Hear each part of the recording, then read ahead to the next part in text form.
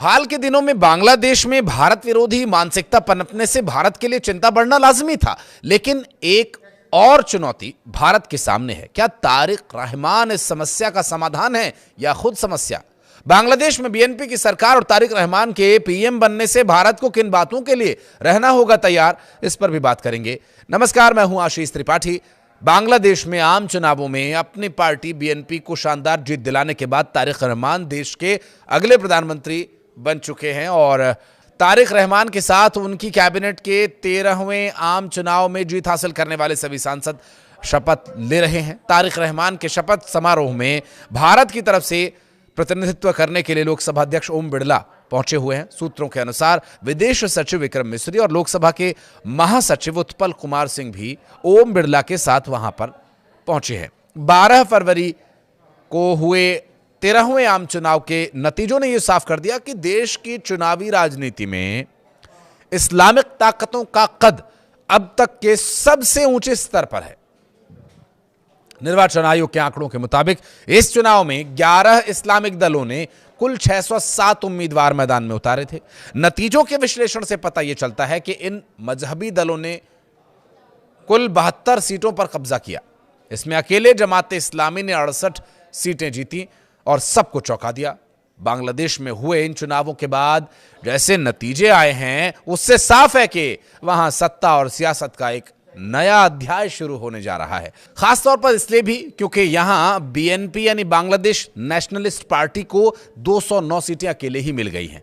जमाते इस्लामी और उसके सहयोगियों को 77 सीटें मिली, जबकि साल 2024 में बांग्लादेश में हुई व्यापक उथल पुथल के दौरान छात्र आंदोलनों से निकली एनसीपी यानी नेशनल सिटीजन्स पार्टी को सिर्फ 6 सीटें मिली हैं।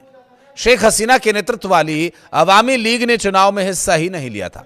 अब संभावना यह है कि पूर्व प्रधानमंत्री खालिदा जिया के बेटे और बीएनपी के अध्यक्ष तारिक रहमान के हाथों में देश की कमान है। गौरतलब है कि बीएनपी ने अपने चुनावी अभियान की शुरुआत बांग्लादेश सबसे पहले के नारे के साथ की थी, जबकि बीएनपी को देश के मतदाताओं ने भारी बहुमत से जिताया।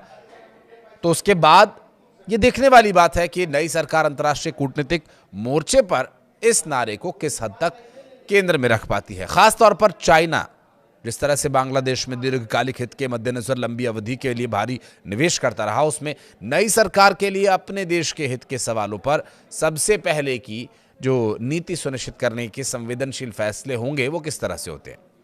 बांग्लादेश की असली परीक्षा भारत के साथ अपने संबंधों की दिशा तय करने के संदर्भ में भी होगी, क्योंकि 1991 और 2001 में ये दल अधिकतम 19 सीटें ही जीत पाए थे, जो इस्लामिक तरीके से चलाए जाते हैं या इस्लामिक दल माने जाते हैं।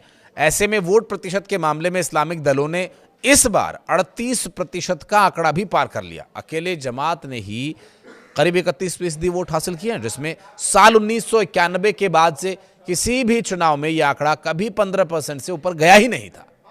इन चुनावों में राष्ट्रवादी और अपेक्षाकृत उदार समझे जाने वाले दल बीएनपी करीब 49.97% वोट लेकर के सबसे बड़ी पार्टी बनकर उभरे हैं।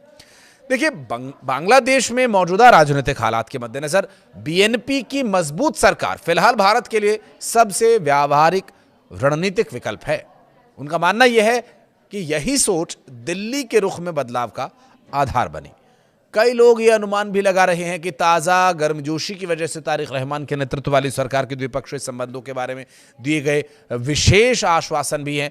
बीएनपी के पिछले कार्यकालों में चाहे जो भी उतार चढ़ाव रहे हों, अब भारत पुराने मतभेदों पर ध्यान दिए बिना आगे बढ़ने को तैयार है और पीएम मोदी के मैसेज से भी ये संकेत साफ मिलता है। हालांकि भारत की ओर से संकेत ये भी दिया गया है कि बांग्लादेश की नई सरकार के साथ बातचीत खास मुद्दों पर आधारित होगी।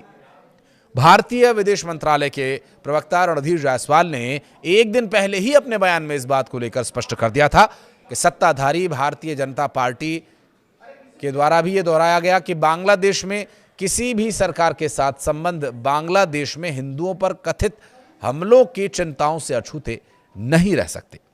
फिर भी इसमें कोई संदेह नहीं कि भारत बांग्लादेश के अंतरिम सरकार के अंत और निर्वाचित राजनीतिक सरकार की वापसी का स्वागत किया जा रहा है। अब जब 2014 में प्रधानमंत्री नरेंद्र मोदी की अगुवाई में बीजेपी ने पहली बार पूर्ण बहुमत हासिल किया था, तब बीएनपी के कार्यवाहक अध्यक्ष तारिक रहमान लंदन में निर्वासन में थे।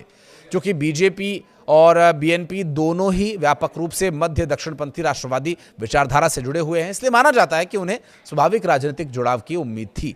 इंडियन नेशनल कांग्रेस ऐतिहासिक रूप से आवामी लीग के करीबी रही है और इससे सत्ता से जाने के बाद ये उम्मीद स्वाभाविक ही महसूस हुई। नई सरकार के साथ संबंध सुधारने के प्रयास भी हुए और अब गेंद भारत के पाले में है।